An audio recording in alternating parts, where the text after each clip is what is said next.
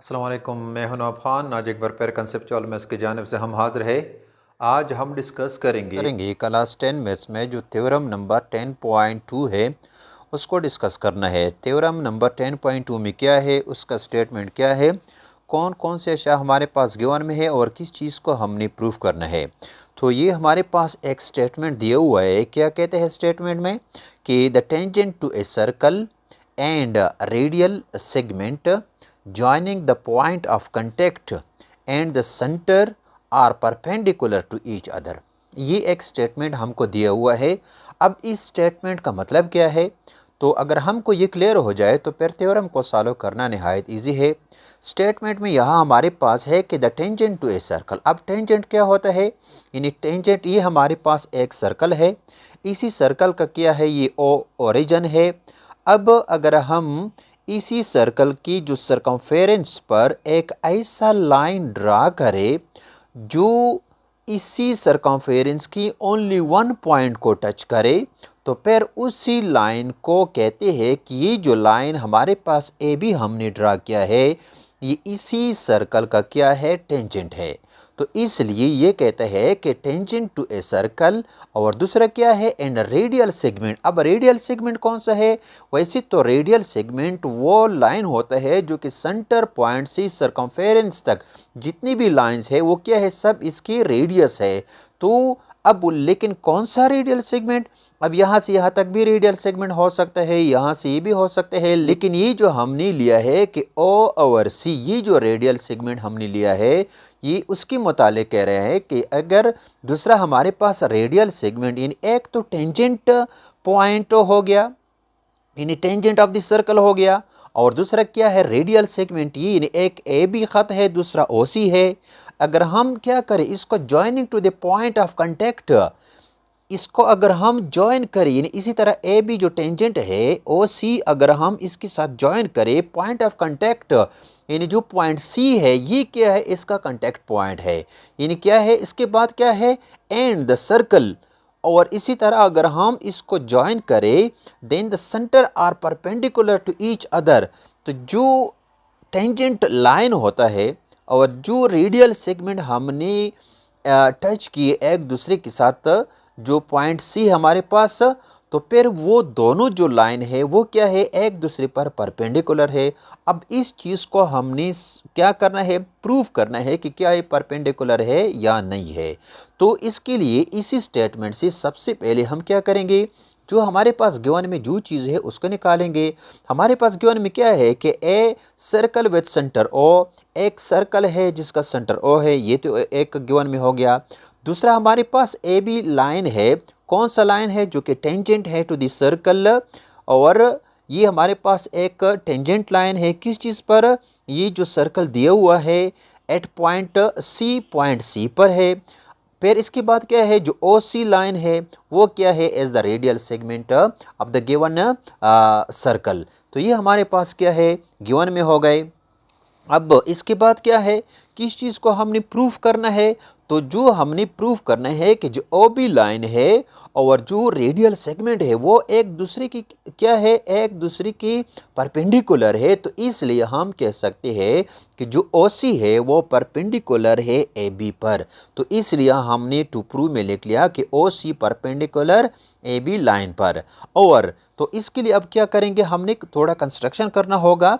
Construction में क्या है कि ये जो हमारे पास ए बी लाइन है और इसी पर जो पॉइंट सी है इसका ये कांटेक्ट पॉइंट है, ओ सी जो रेडियल सेगमेंट है, ए बी ये जो इसका कांटेक्ट पॉइंट है, यानी एक दूसरे पर ये यहाँ मिलते हैं। तो अब हम क्या करेंगे, कंस्ट्रक्शन में इसी सी के अलावा अगर हम यहाँ ले लें, यहाँ जहाँ पर भी हम ले लें, या यहाँ इस तरफ को भी हम ले सकते हैं, इस तरफ को भी हो, तो हम सी के अलावा एक पॉइंट यहाँ हमने ले लिया, पॉइंट डी नाम दे दिया इसको। तो और इसके बाद क्या है, जो पॉइंट डी है, जो पॉइंट ओ है, उसको हमने मिला लिया।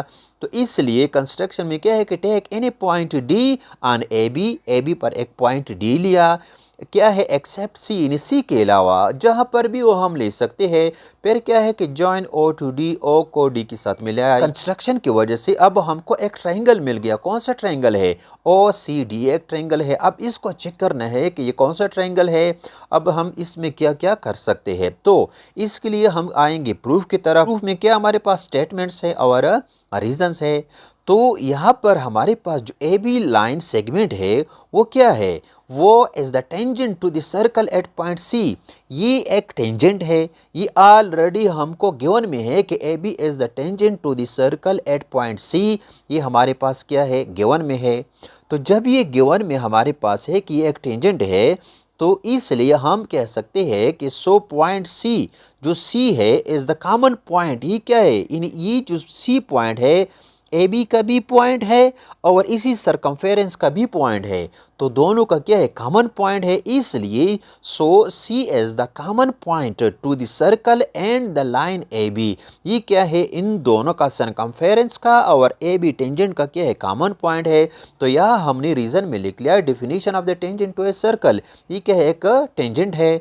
और इसके अलावा जो हमारे पास सी के अलावा जो हमारे पास पॉइंट डी है, पॉइंट डी में क्या है कि पॉइंट डी जो है as point on A B other than C. Point D जो है सी के अलावा कोई नुक्ता हमने लिया है।